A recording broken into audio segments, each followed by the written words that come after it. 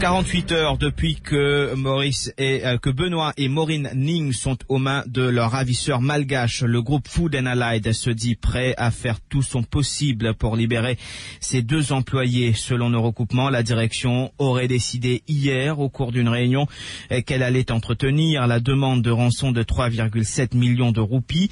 Ashwin Rajara est responsable de communication de la compagnie, déclare à Radio Plus que le groupe FEL restera très mobilisé jusqu'à la libération du couple Ning. Il est avec Nassif Djumrati. Il a une situation extrêmement grave et complexe et nous sommes bien prudents dans ce qu'il nous dit parce que ça a certaines implications. À nous niveau, avec une autorité compétente, notamment l'ambassade de France, le ministère des Affaires étrangères, nous pouvons mettre tout moyen qui nous est à nos dispositions pour que Benoît, Ning et que Maurice libérés au plus vite.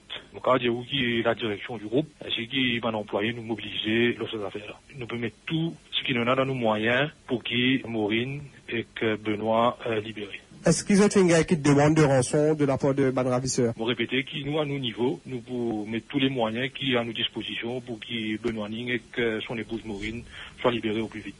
Voilà le porte-parole de Food and Allied, vous l'avez entendu, très prudent dans ses propos, mais selon nos informations, la direction aurait décidé hier au cours d'une réunion qu'elle allait entretenir cette demande de rançon de 3,7 millions de roupies. Alors, parallèlement, il faut mettre en marche toute une machinerie de négociation. Arvin Boulel, pour cela, a sollicité l'aide des États-Unis et de la France. Le chef de la diplomatie mauricienne a eu une séance de travail avec l'ambassadeur de France à Maurice, Jean-François Dobel. Il a également une rencontre avec le chargé d'affaires de l'ambassade américaine, Troy Fitchwell. Arvin Boulel en parle à Jagen Rungen.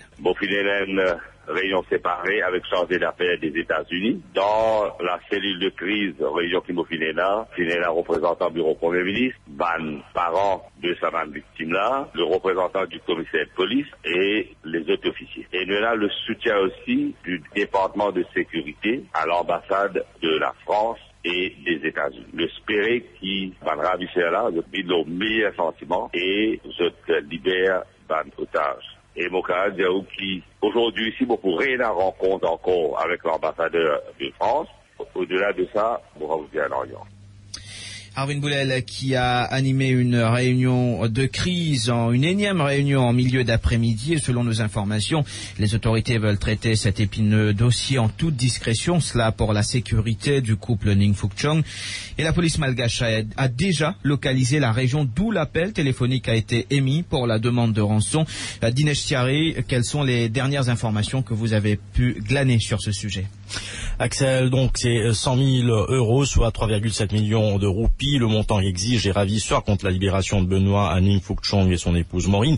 Jusqu'ici, peu d'informations transfèrent de la cellule de crise présidée par le ministre des Affaires étrangères. Les réunions depuis hier s'enchaînent et on nous fait comprendre à chaque fois que ce dossier est traité de manière très confidentielle. Le gouvernement n'envisagerait pas de débourser cette somme aussi facilement afin de ne pas créer de précédent. Mais du côté du groupe Food and Allied, l'employeur de Benoît Ning Fook Chong, on laisse entendre qu'il n'y a pas de prix pour la vie d'un employé.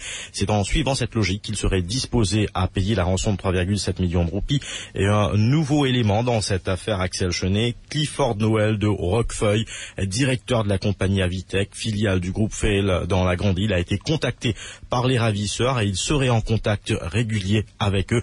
D'autre part, Jean téléphone il y a quelques instants, l'ambassadeur mauricien à Tana, Gérard Lemaire, nous a fait simplement comprendre qu'il maîtrise la situation.